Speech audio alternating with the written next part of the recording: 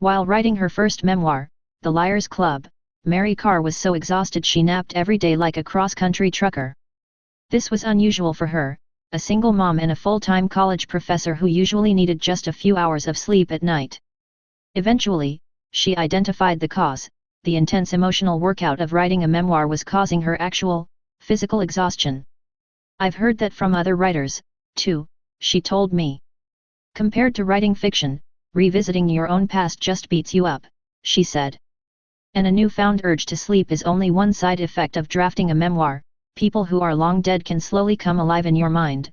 You can hear and smell them almost as vividly as if you were having a full-blown hallucination. Your memories will change, as truths you long held about your life begin to unravel. Ultimately, you may end up a different person altogether. In some ways, writing a memoir is knocking yourself out with your own fist, if it's done right, Carr writes in her most recent book, The Art of Memoir, which was released in paperback last fall. The form always has profound psychological consequences on its author. Carr is a famous, successful memoirist, and if all of this applies to her, it surely applies to the thousands of others who have contributed to the surge of a genre once was confined to celebrities and people who have truly dramatic stories to tell. According to one estimate, sales of memoirs increased fourfold between 2004 and 2008. A search on Amazon returns more than 600,000 memoirs published since 2000. And many of those are written by people who have lived pretty uneventful lives, or by, as Neil Jenslinger wrote in a popular op-ed in the New York Times, virtually anyone who's run a marathon, had a parent, or held a job. Memoir is simple enough in structure that the barrier of entry is quite low. In Carr's words, it's a democratic form, in that anybody who's lived can write one. But given that the form is also the most private, closest to your selfhood and life, perhaps a more interesting question is, should you? Your understanding of the world is made of the stories you tell yourself about your life. When examining your life edits those stories, it also changes you. Here, according to researchers who study autobiographical memory and authors who've written autobiographies, is what you should prepare for if you write your own memoir. The ideas we hold of ourselves are often not firmly grounded in reality. Our memories are influenced by how we want things to have been, and not necessarily the way things were. As you write, you may discover that you were never quite as kind, as funny, or as smart as you thought. You start with a physical memory and sound bites and you kind of examine them, Carr said. Is this true that you think you were smart in high school? Well, what evidence do you have for that? The reasons for discrepancies between memories and facts may lie in our tendency to maintain a coherent story, says Mariam Chamet, a neuroscientist with the French National Institute of Health and Medical Research. To minimize regrets and justify our behaviors, we sometimes convince ourselves of alternative explanations. In psychology, this is known as cognitive dissonance theory, the idea that humans seek to eliminate dissonance and align their emotions and behaviors. In daily life terms, this phenomenon may translate to thinking things like, the job I didn't get wasn't good enough, anyway. Evidence for this concept comes from numerous psychology experiments in which, after choosing between two similar items, people change their preferences and re-evaluate their chosen items as more attractive and rejected items as less attractive. Even more puzzling, when people are tricked to believe they have made a choice that they haven't made, they come up with post hoc explanations to justify the choice they believe they've made. It seems as if what's more important to them than anything else is to have this image of themselves that they are consistent and coherent, Chamet says.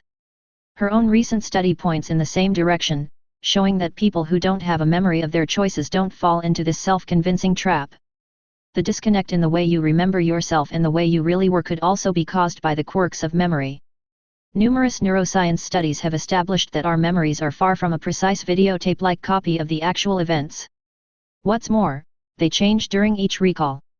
Memoir writers experience the amorphous nature of memory up close, and most often end up with a different set of memories from what they started with. That, however, doesn't mean that memories are too unreliable to teach us anything. Even if they are not always the best at capturing the facts of an event, they do a masterful job of capturing the flavor, revealing something about your desires and motivations at the time. I think in some sense your memory is much truer than a videotape would be, Carr says. Memory captures all these stuff that a videotape wouldn't capture. This deeper understanding that comes with an examined life can settle the mind in different ways for different people. Research stretching back to the 1980s by Timothy Wilson, a University of Virginia psychology professor and author of Redirect, Changing the Stories We Live By, has documented the effects of revising life stories and how a new narrative can lead to mental health improvement. Similarly, writing a memoir may help you spot positive narratives for some of your negative memories. For example, you might realize that, yes, it is true that you did poorly as a freshman, but you also did just fine over the following years. This larger perspective can help you understand that you were not dumb, you just needed more time to adjust to college. We do know that various kinds of writing exercises can be quite beneficial, particularly for people who are distressed about something in their past, Wilson says. The key is that this allows people to reinterpret events and come to see them in a different light. Does writing a memoir trigger that same process? I suspect it does. Writing can also help you identify thought patterns that you tend to get stuck in, and the behaviors that you are prone to repeat. Once you see these patterns in your history, it becomes much easier to spot them in your current life, which is the first step to break the cycle. Identifying and restructuring such thinking patterns are the core strategies of cognitive behavioral therapy, or CBT, deemed as one of the most effective ways to change problematic behaviors.